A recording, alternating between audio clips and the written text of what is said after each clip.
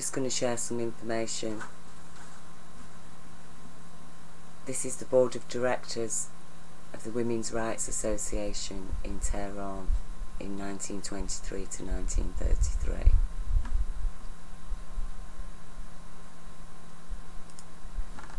This is the Persian constitution that was written in 1906. It gives rights of voting to every single male over the age of 25 who's Iranian, who is locally and who hasn't got a criminal record, and who isn't active in military personnel, and as long as he's not a person notorious for mischievous opinions, i.e. antiquated Islamic stuff, to bring back stoning, say, for example. That was the kind of psychology that they've had to stand against. Okay, so this is 1906. In Britain in 1906, workers didn't even have the right to have a union. Okay, now here, this book, which I'll leave you the link to it, do read it. It's really good, and it shows that, you know, from 1905 to 1911, with the formation of the Printers' Union in Tehran. You see, this was exemplified by the Iranians' letter sent by Shalangarian to Kautsky, 1908, and the latter's response. Initial efforts to establish trade unions began in 1906, at the peak of the Constitutional Revolution, with the formation of the Printers' Union in Tehran. The return to power of the supporters of the absolutist monarch in 1908 and their defeat by the constitutionalists in 1910 practically led to the first suspension and then resumption of trade union activities. The first decade of the 20th century marked the actual organisation of the Printers' Trade Union and the publication of its newspaper, Unity of Labour. That's what the Iranian workforce, the Muslim Iranian workforce, had got for themselves by 1910. And they were a late industrial nation, but they were industrialised by that time. So by 1911, the Muslim Iranian workforce had got themselves the rights to unions. They had their own newspaper. Every male over the age of 25 had a right to vote. Muslims. And you know, they did this time and time again, and every single time Britain funded and backed a coup d'etat to oppress the people right back down again. And the last time they did it was in the Iranian Revolution, when the Iranians were battling against the Shah and the corporate capitalist global interest that they knew had installed the Shah. It was a puppet regime, and they successfully revolted against him. They wanted to again return the wealth to the people, and what happens? Oh, in comes Ayatollah Khomeini. Not even an Iranian. He wasn't even allowed to lead under the Iranian constitution because he was not an Iranian born citizen. So he was unconstitutional. And he was set there, you know, ferried in with the West with his fully armed revolutionary guard, who went around, set about murdering 250,000 Iranian people, it's estimated, in the first couple of years. That's how popular they were. But you can see from the successful revolutions, which were obviously done peacefully, just by the people rising up, and they got their rights. Okay? And repeatedly you'll see that coup d'etats were set up, and again they were crushed every single time. And it's always British Western power backed. Okay. Now, in Britain,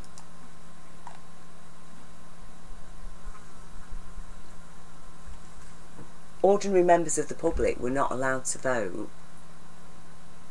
You know, males, or men or women, were not allowed to vote. You weren't allowed to vote unless you owned property. Until 1918.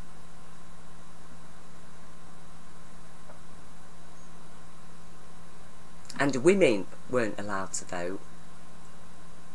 I think it was after. They did allow women over the age of 30 who owned property to vote. And that's why traditionally the Tory parties, it's always been Tory female politicians that have got in. Because you have to be a woman over 30 and own property.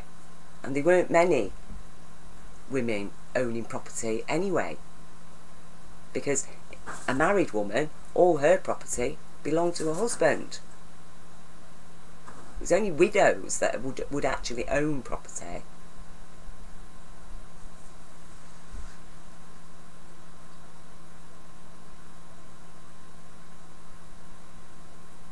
And so the people of Iran by 1911 had more rights than what the average British worker had in Britain in 1918, after millions of them, well, how many people had suffered in the First World War. And only then, when there'd been a huge bloodbath, when, you know, hundreds of thousands of them are killed off, then, oh, all right then, we'll allow some of you to vote, a few more of you to vote. And at this time as well, plural voting was still allowed. Plural voting, multiple times. In the United Kingdom, up to 1948, people affiliated with a university were allowed to vote both in a university constituency and their home constituency, and property owners could vote both in the constituency where their property lay and that in which they lived if the two were different. Therefore, some university-educated property owners could vote in 3 different constituencies. Yes, and they're still doing it now. This postal vote, as I say,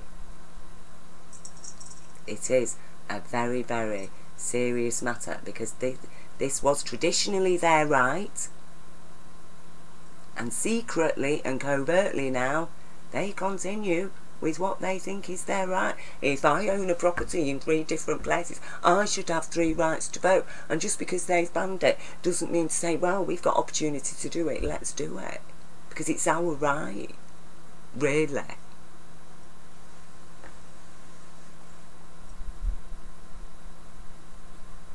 Now, like I say, this was the Women's Rights Association in Tehran, 1923 to 1933. This looks about 1930s, the photo.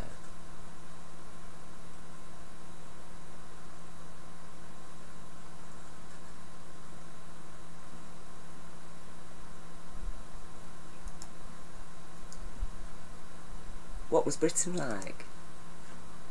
You know, this is 1920s Britain.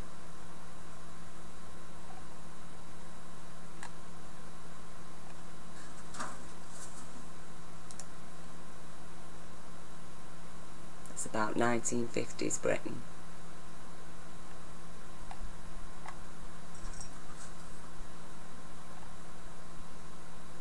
These are 1940s. People queuing up for fuel rations. You can see most of the women are wearing scarves. All the men are wearing hats. 1940s Britain.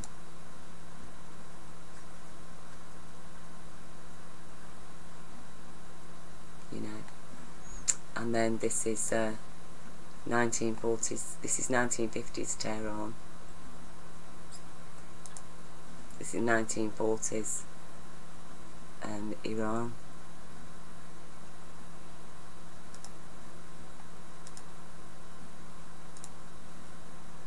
This is 1940s, outside the Tehran bank. Looks like there's a demo. You know, look at the people.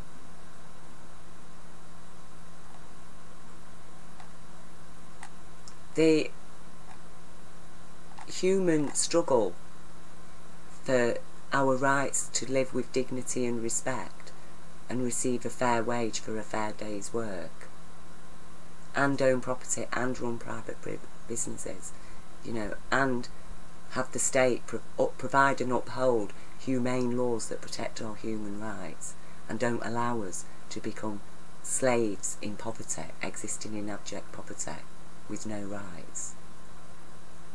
Every single nation has fought for those rights. This is the history of Iran. The history of Iran is not much different to the history of Britain, but it's just that every single time Britain, as a very powerful force, has been able to fund and train and create extremist groups that then infiltrate and overthrow everything that the people, 1940s.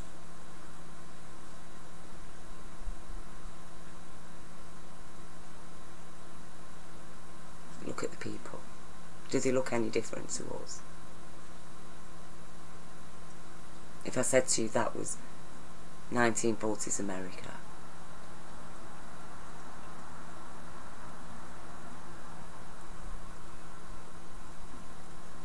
and you know, it's like the BBC are constantly going on about women's suffragettes, but at the time that women were given the votes, at the time women who were allowed property were given the vote, 40% of the British men were not allowed to vote. 40% of British working class men were not allowed to vote. None of the working class women were allowed to vote. If they were under 30 and they didn't own a property.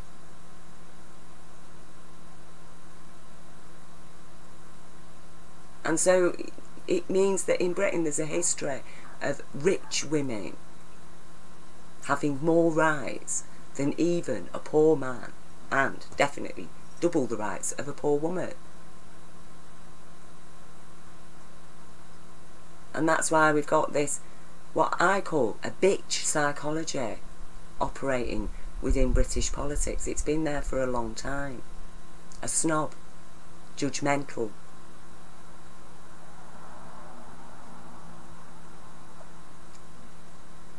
doesn't uphold anything, any working class values. She's what I'd call a gangster's moll. And that's what Margaret Thatcher was. She was a gangster's moll. She was never there for women. She was a gangster's moll. And the gangsters love her. She made them rich. They don't care how they get rich. Oh, sell off public property. Yeah, rob the British people of their heritage, stuff that their grandparents have paid for and built and fought for and won. But yeah, just sell it off. Well, what about all these people's rights to the shares? Because it was their water, it's their school, it's their it's their gas, their British Telecom. They've paid, worked for it all their lives and established it all. What do they get? Oh well, they can buy some shares. What? You can buy shares, rights to your own property? What, you're saying to people that if they've got enough money and the wherewithal of how to do it, they can go and people who, a lot of them haven't even got so much as a credit card yet. Okay, you're telling them that they can go and buy shares in stuff that they already own. What about the people that haven't got enough money to buy shares in the stuff that they own then? You see, they never would have got away with it in a country like Iran in 1910. They'd have never got away with it. The people would have said, what? What, you're asking us to buy? Because that's what they stamp on. Common sense that is there in every single humanity, every single people of every single nation. The common human sense. And we share it. And yes, we have different cultures, different faiths, but at the end of the day, we stand up for our rights. And this new world order has been getting stronger and stronger because it's been stamping on our rights. And they are mad because what they don't realise is that they're stamping on their own rights. They are a cancer, okay, and they do need to go. And we need to break out of the BBC version of history, okay, because get lost. Upper middle class twats going on, oh, suffragettes, suffragettes. What about the 40% of British men that weren't allowed to vote until 1918?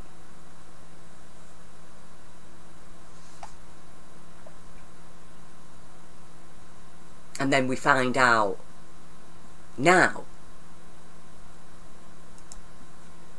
that in Iran, in Persia, in 1907, they had more. In 1906, they had more rights.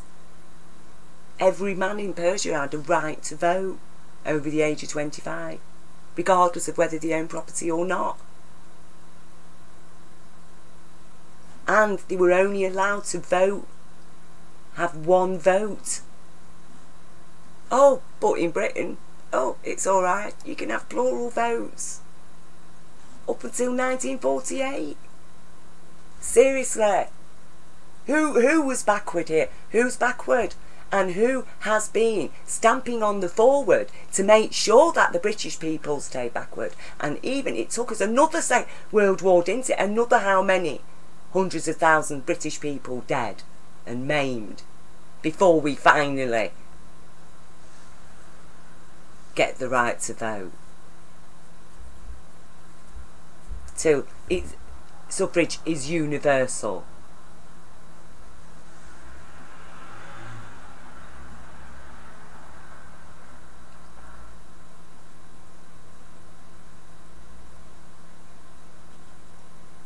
There you go, you see.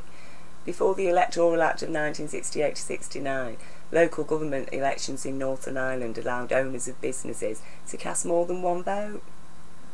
Limited companies and occupiers of premises with a rateable value of £10 could appoint nominees, as could companies, for each £10 of their valuations under a system of plural voting, which even allowed such votes to be the case in another constituency. And that is how they kept the Irish people down.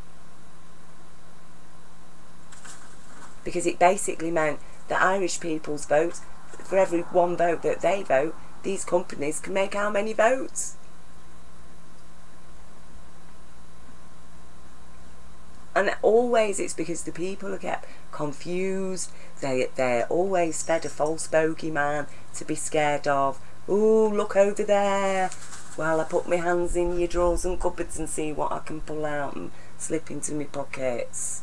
Oh, I'll grab a couple of kids of your kids while I'm at it as well. Make sure you send your kids to the local vicar. He's doing a good job for us. We'll do a good job for him. Your kid starts sort of blabbing about what he's been doing to him. You better watch out. Because he's our man. Okay? And your kid, minor. Not important. You know, this was not a country, Iran was not a country that was backward. Okay, there's always been a lot of movements for workers' rights, equal rights for women. You know, it's been going on for a long time, and that's why I've made this video. It's just to show people the truth. and to realise that what we're being shown by the BBC of Iran today, that is not Iran. I know Iranian people. At their heart is this. The same for British people. At our heart was what we fought for and won after the Second World War. The welfare state, where you've got the balance of nationally owned wealth and private wealth. And the two interests are represented by government, and they work together to maintain a balance so that society never falls to the extreme of Stalinist so-called communism, and it never either falls to the extremes of the corporate New World Order. Now, do we have to actually experience the corporate New World Order?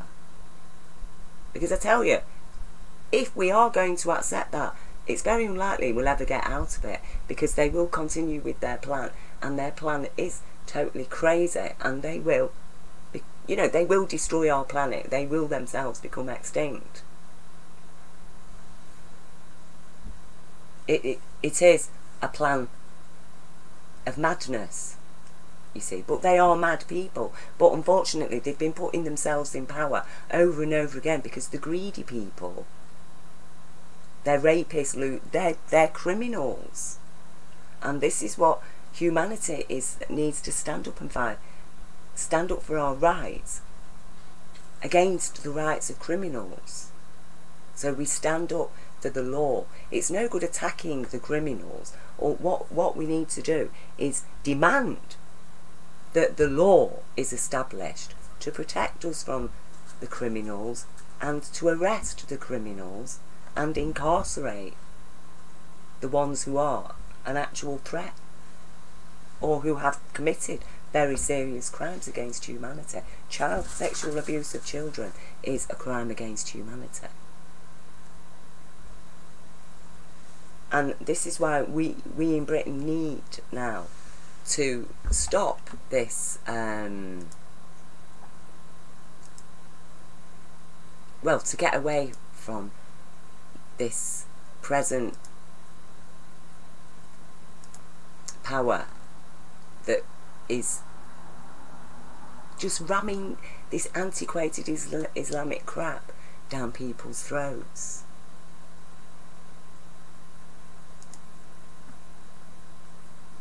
That has imposed that, a system of power that has imposed exactly that on these people.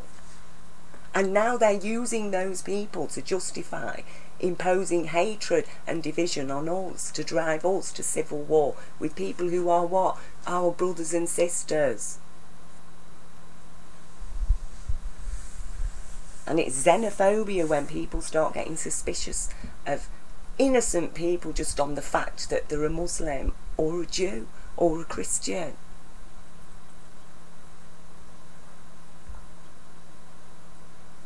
And it's like organisations like the EDL and whatever that seems to be supporting this Muslim hatred. It's like, if you really hate ISIS that much, then you're just wasting your time trying to take it out on Muslim people of Britain, aren't you? The average Muslim citizen. Or promoting hatred about Muslims. Because really, who you should be addressing, EDL, is MI5 and MI6. Westminster. The bankers. Go and have a word with them about ISIS, because ISIS has got nothing at all to do with Muslim people. It's got everything to do with your own government, your own police forces, your own military, your own intelligence, your own royal family, and your own bankers. So go and take it out on them. Why are you trying to drive hatred? I'm sick to death of seeing, oh, Muslims do this, Muslims do that, Muslims do this. Go and look through Christianity then. Catholic priests do this, Catholic priests do that.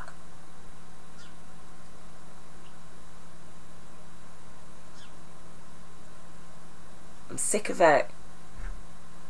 Muslim people were just the same as us except they were Muslim, we were Christian. They weren't all religious, antiquated religious extremists. You're always going to find that group, but it doesn't mean to say that you have to start funding them and training them and giving them arms and giving them primetime BBC TV, does it? You know, how much does it cost